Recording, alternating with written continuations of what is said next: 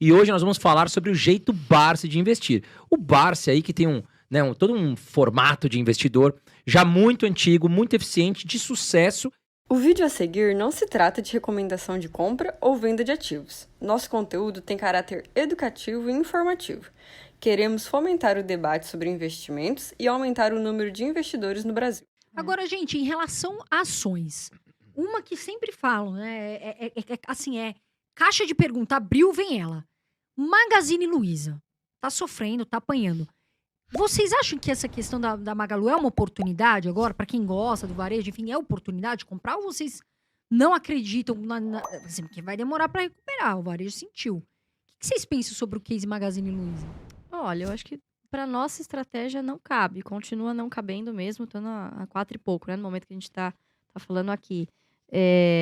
Mesmo tendo caído tanto assim, ainda negocia 67 vezes preço-lucro, alguma coisa assim. Os indicadores são esticados para Magazine Luiza ainda. Pois é, então, assim, por outro lado, se você gosta desse tipo de investimento, varejistas, enfim, é no momento de apocalipse que geralmente as boas oportunidades acontecem, né?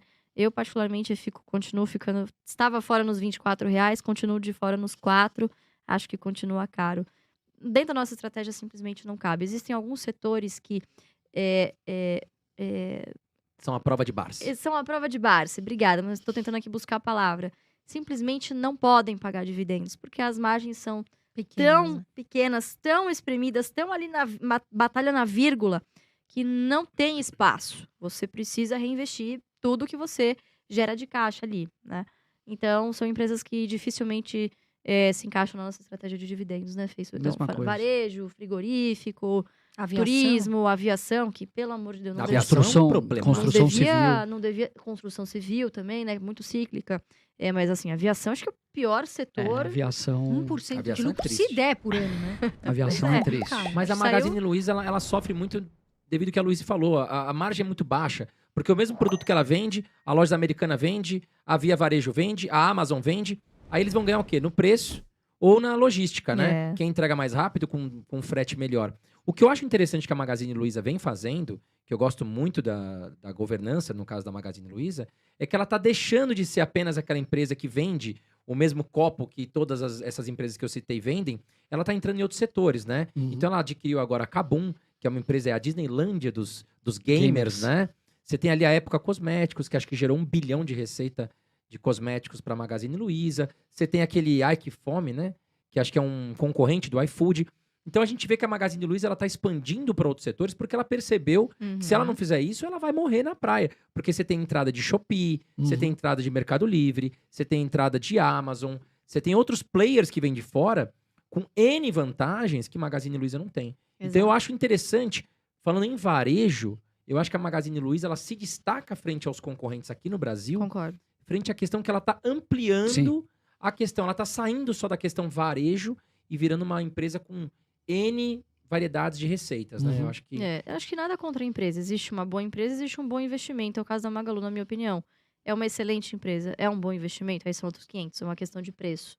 Nesse preço não nos atrai muito. Sim, é uma filosofia de investidor. Claro, né? claro. E a Transmissão Paulista? Vocês acham... Eu tô mudando de setor, porque também é uma empresa... Eu venho aqui, eu trago toda a caixinha de perguntas que me fazem. Mas daí eu quero saber a opinião do Felipe e da Luiz, né, gente? Porque daí eu quero saber. A Transmissão Paulista, vocês acham que ela é uma boa empresa? Tá barata? Vale a pena investir agora? É uma boa empresa. Eu acho uma empresa excelente. Eu acho que é uma empresa... É uma daquelas ações tá barata, com cara de acha, ação Felipe? de viúva, né? Que ela tem uma remuneração constante de dividendos, acaba tendo um yield acima do que a gente considera o mínimo necessário. Eu não acho que ela está super barata. Acho que já esteve mais, assim. Então... Preocupa vocês não ter o tag along? Transmissão Paulista é uma empresa que não tem tag along. Vocês não olham para esse tipo de questão? Não é que a gente não olhe, é algo desejável, mas na nossa opinião não é algo obrigatório, excludente para você ter ou não na sua carteira, né? Por exemplo, eu nunca vi ninguém falando sobre o Itaú. O Itaú não tem tag along de 100%. Acho que 80%. A galera 80%, pega exatamente. o tag along e define como a razão principal para não investir na empresa, né? eu Sendo acho que que tem é tantas coisas boas. E a governança é um muito nice boa to de have. Transmissão Paulista, né? Uma É um governança nice to muito boa. have. É a maior empresa privada de transmissão do nosso país, né? 60%, eu acho, né? Região Sudeste. Eu acho que 60% do Sudeste. Exato. E 25% do Brasil, se eu não me engano. Agora, quero fazer uma pergunta para vocês um pouco polêmica. Fundos imobiliários, Felipe e Luiz, vocês acham que é uma boa forma do investidor conseguir obter renda mensal? E se vocês investem na carteira pessoal de vocês em fundos imobiliários? Não investimos. Não. Não investimos. No fundo, eu acho que assim, eu não acho que é importante a gente vir aqui e falar só mal de fundo de investimento. Eu acho que o fundo de investimento imobiliário, os FIIs, eles têm um benefício muito... Um benefício não, eu diria que para muita gente que está entrando no mercado de renda variável, pode ser um primeiro passo interessante. Que eu vejo muito o FII, às vezes, como aquela ponte entre a renda fixa e as ações, né? O cara vai entrar naquela piscina gelada, ele coloca o pezinho. Ele coloca o antes ali pra ver se pezinho tá fria, né? e tal, exatamente. Então o FII ele pode ter esse papel e eu acho que é louvável até. Não esqueça de se inscrever no canal, né, Carol? Porque fortalece muito aqui. A gente faz um trabalho, pessoal, de carinho, de, sabe, trazer tudo com respeito para vocês investirem melhor, com segurança. Então, o seu like é muito importante pra gente.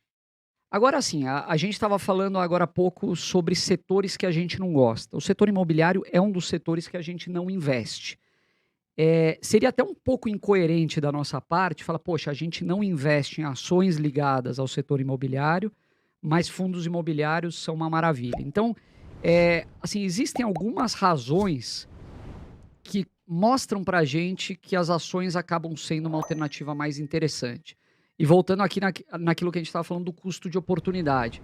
Dificilmente a gente analisa uma alternativa isoladamente. Então, você está sempre comparando algo com outra coisa. Fundo imobiliário, eu estou comparando com ações. Magazine Luiza, eu estou comparando com uma Transmissão Paulista, ou com uma Taurus, ou com uma Petrobras.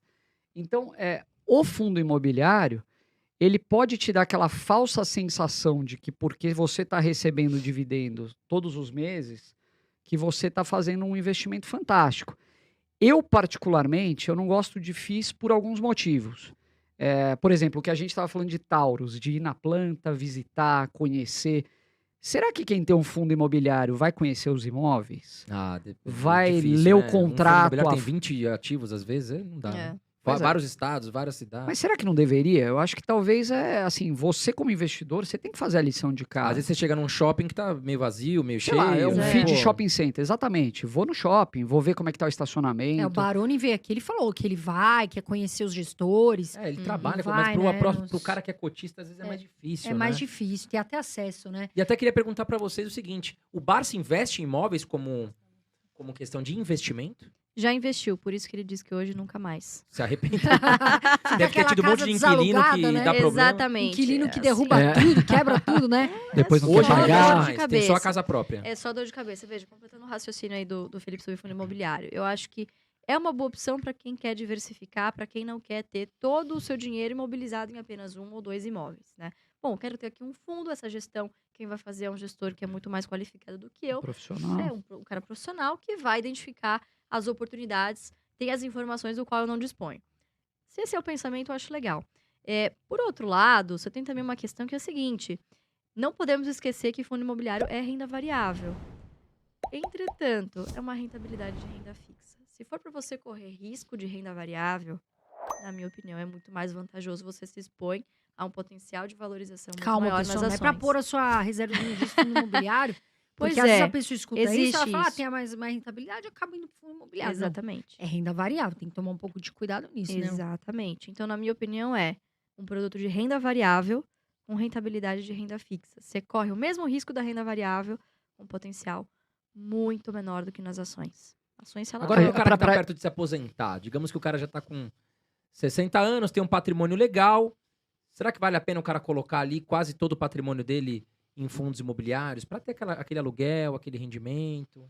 Contanto que ele não vai contar com assim, não ligue com a variação do patrimônio, né? Que pode acontecer e vai acontecer a renda variável. Eu acho que pode ter boa parte, sim, dos seus rendimentos em fundo imobiliário. O que a gente perguntaria é por que não bolsa, né? Eu acho que, de novo, voltando à comparação, assim, o fundo imobiliário, ele é vendido como algo extremamente seguro, que você não está correndo risco, que você só vai ver o patrimônio crescer. E a realidade a gente sabe que não é assim. A gente viu... Na pandemia caiu bastante. bastante. Tudo bem que comparar, às vezes, coisas que não são tão comparáveis, mas, pô, você pega... É difícil comparar. fundos monoativos, inclusive, vocês Isso viram é um o que risco, aconteceu, meu Deus que é do um céu. mega de um Investir risco. em fundo imobiliário monoativo, cuidado, sai fora que é furado. Tinha aquele, né, que era só da Petrobras, né? Que era só um. Esqueci o nome dele, aí o pessoal investiu. É um XPMC, perigo se eu não me grande. engano, Então, também era um era ativo isso. só. Pois é, Que então era a pessoa, lá, era logístico. longe, né? a pessoa entra num fundo imobiliário desse achando que está com um negócio super seguro e previsível na mão, e não é por aí. Então, acho que existem fundos e fundos, né? Mas, de novo, eu acho que tem seu investidor cativo, não somos um deles. E se fosse para escolher um? Fundos imobiliários ou imóveis? Vocês estão contra a parede e não tem outra chance. É uma de boa responder. pergunta. O senhor Imóveis. André, ele sempre faz essa Eu- pergunta porque ele quer Imóveis, saber. sabia? Então, eu acho o seguinte, André. Por exemplo, o investidor imobiliário. Você tem aquele cara que tem 1 ou 2 imóveis alugados, vai, né, deixa lá, depois ele está vacante, ele vai procurar um novo inquilino e tal. E você tem aquele cara que vive daquilo. Então o cara está sempre procurando imóveis, ele sabe de boas Sabe fazer, né? oportunidades, o mercado imobiliário desaba, ele vai lá e compra imóveis.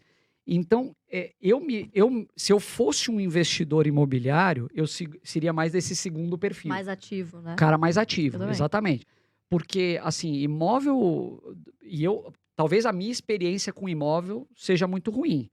Mas, de largada, você ter que deixar 6% de comissão para um corretor, para mim é inconcebível. Em qualquer investimento. E mesmo que você vá alugar o primeiro aluguel, Primeiro você fechou um aluguel. contrato de 12 meses. O primeiro aluguel é Um deficitário. dozeavo. É, É, E depois exatamente. você ainda vai ter que pagar uma administração caso você não queira fazer a administração do imóvel, né? Você tem várias questões. O imóvel ele tá vacante, você tem que pagar Bancar o imóvel. condomínio, IPTU. O inquilino sai, você tem que fazer uma reforma. Muitas vezes ele não está de acordo com o que você. Então, assim, eu acho que a pessoa que se dedica, tudo bem. Mas aquele cara que quer ver isso como uma fonte de renda e perfil. está ocupado com outra coisa, Complicado. provavelmente ele vai ter dor de cabeça. A companhia de vocês é muito prazerosa para nós. Um abraço, façam bons investimentos. Voa Brasil! Um beijo e até o próximo vídeo, pessoal. Muito obrigado por assistir até aqui. Estes são alguns vídeos que vão potencializar seus investimentos.